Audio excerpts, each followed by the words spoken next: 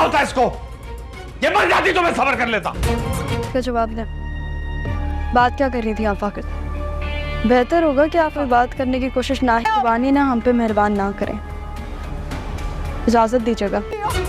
मेरी नस्ल तो तबाह ना होती। अस्सलामुअलैकुम नाजरीन, आप देख रहे हैं ड्रामा सीरियल जुड़वा, जिसकी आने वाली एपिसोड बहुत होने वाली है इंटरेस्टिंग। आप देखेंगे कि जब सारा जाती है घर वापस और उसके बाप को बहुत उस पर गुस्सा आता है और उसे कहता है कि तुम क्यों वापस आ गई हो, क्यों ना कि तुमने तो मेरी इज्जत खाक में मिला दी जब से तुम मेरे घर से भाग कर गई हो किसी लड़के के पीछे। इस पर सारा कहती है कि बाबा मैं किसी लड़के के साथ नहीं भाग कर गई। तो उसका बाप कहता है कि अपनी बकवास बंद करो, मैं जानता हूँ कि तुम लड़के के साथ भाग कर गई थी।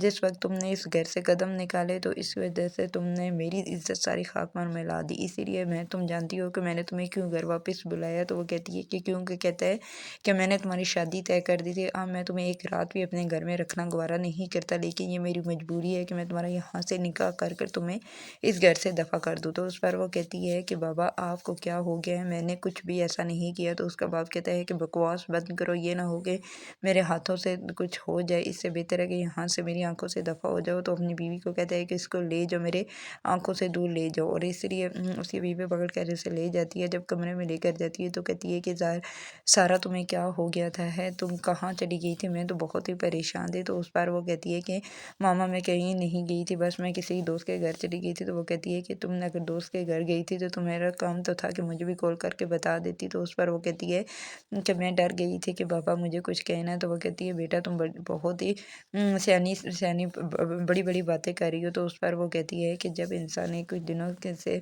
बाहर रहता है तो वो सब कुछ सीख जाता है, और मैं भी इस दुनिया के कुछ दिन बाहर घर से क्या रही, मुझे सब कुछ पता चल गया है कि कैसे रहना है कैसे नहीं। वो कहती है कि बेटा बस करो, तुम्हें हो क्या गया है, तुम तो बड़ी बदल चुकी हो। वो कहती है कि हाँ मामा मैं बदल चुकी हूँ, अगर बाबा मेरी शादी करना चाहते हैं तो मैं शादी के लिए बिल्कुल तैयार हूँ, लेकिन मेरी भी एक शर्त होगी। तो वो उसकी माँ कहती है कि कैसी शर्त है। तो वो कहती है कि मैं शादी से पहले उस लड़के से मिलना चाहती हूँ। तो वो कहती है कि कैसी बातें कर रही हो, तुम्हारे बाबा तो कभी भी ऐसा नहीं होने देंगे। वो कहती है कि जो भी हो, मैं अगर शादी करूँगी तो शादी से पहले मैं उससे मिलूँगी, मैंने उससे कुछ बातें करनी है। तो उसकी माँ कहती है कि ठीक है मैं तुम्हारे बाबा से बात करती हूँ और जो भी होगा फिर उसके बाद में देखा जाएगा, लेकिन तुम परेशान मत होना। वो कहकर वो बाहर चली जाती है। और जब आप देखेंगे कि शायद मज़र अपनी बहन फ़रत को बुलाता है और कहता है कि जल्दी से मुनव्वर की माँ को कॉल करो और कहो कि कल ही हमारे घर रिश्ता लेकर आए। तो उस पर वो कहती है कि क्या ऐसी बातें करें मज़र भाई, अभी तो थोड़ी टाइम सब्र तो करें। वो कहता है कि मैं 1 मिनट भी सब्र नहीं कर सकता, मैंने जो तुम्हें कहा है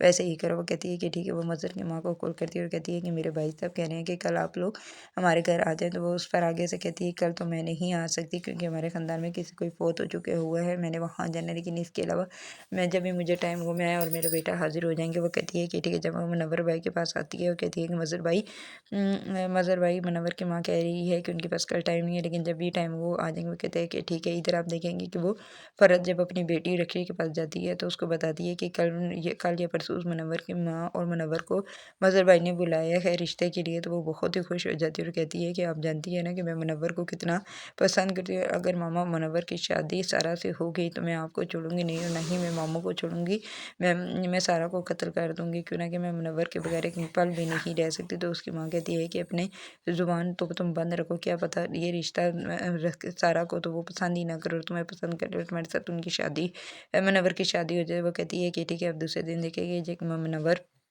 और उसकी माँ आते हैं और उसका बाप उसका बाप मज़र उससे बात करता है और अपनी बेटी सारा के बारे में। तो वो उसकी माँ कहती है कि सारा हमें पसंद है, ठीक है, मैं मुनव्वर की शादी सारा से करवाना चाहती हूँ। तो उस पर मज़र कहता है कि ठीक है आप जब भी आए आप निकाह करके इसे घर लेके जा सकती हैं। तो वो खुश हो जाती है। जब वो उठ कर जाती है तो वहाँ से पीछे सारा फ़रत उसे बता देती है कि ये लड़कों के साथ भाग के गई है, आपके बेटे के साथ भी एक पल भी नहीं रहेगी, क्यों ना कि जब वो उसे तो गुस्सा आ जाता है और कहती है कि इन्होंने हमें तो कुछ भी नहीं ऐसे बताया, लेकिन ये सब कुछ उन लोगों ने हमसे क्यों छुपाया। इधर आप देखेंगे कि जब वो कहती है कि जाके ज़रा मज़र साहब को तो बुला कर लाएँ, जाती है तो भाई साहब आपको मुनव्वर की माँ बुला रही है। जब वो वापस आता है तो मुनव्वर की माँ से कहता है कि जी बहन आपने कुछ मुझे कहना है। तो वो कहती है कि मुझे कुछ गलतफहमी हो गई थी, मुझे सारा नहीं रक्षी पसंद है, मैं रक्षी के साथ अपनी बेटे की शादी करना चाहती हूँ। तो वो कहता है कि अभी तो आपने सारा को पसंद किया, रक्षी को नहीं, अभी आपको क्या हो गया। वो कहती है बस कुछ ऐसे हालात हैं जिसकी वजह से मुझे सारा नहीं रक्षी से ही शादी करवानी है अपने बेटे की।